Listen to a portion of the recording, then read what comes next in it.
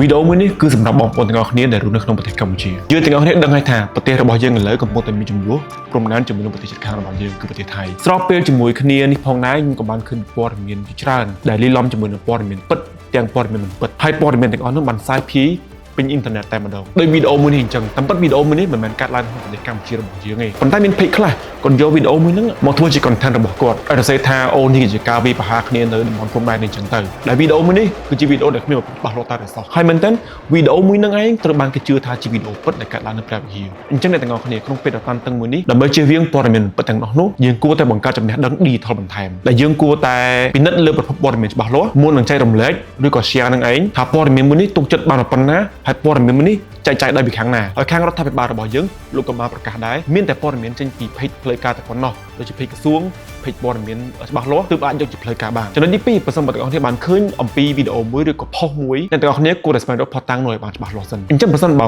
post មួយនោះវីដេអូមួយនោះឬក៏ព័ត៌មានមួយនោះគ្មានច្បាស់លាស់នោះទេនឹងហើយក៏ជាព័ត៌មានคล้ายៗចំណុចទី3គឺស្ទាក់អារម្មណ៍តែតទៅនឹងចំណុចមួយនេះគឺការបញ្ចាគ្នាទៅតាមប្រព័ន្ធអ៊ីនធឺណិតឬក៏ការផុសឌឺដងគ្នានឹងឯងដែលអ្នកខ្លះទៅប្រើពាក្យសម្ដីឲ្យចាប់ឆេះកំហឹងរត់តែធំឡើងហើយចំណុចចុងបញ្ចប់នេះគឺការទុកចិត្តទៅលើរដ្ឋាភិបាលរបស់យើងលោកតែងតែប្រកាសអំពីដំណើរការក្នុងការរកវិធីដោះស្រាយផ្សេងៗជាមួយនឹងភាគីម្ខាងទៀតដូច្នេះយើងដែលជាប្រជាពលរដ្ឋយើងមានទូនាទីក្នុងការគ្រប់គ្រងដល់លោកស្ដាប់ការណែនាំរបស់រដ្ឋាភិបាលរបស់យើងនិងទី3ទុកចិត្តទៅលើការដោះស្រាយទាំងមូលរបស់លោកតែម្ដង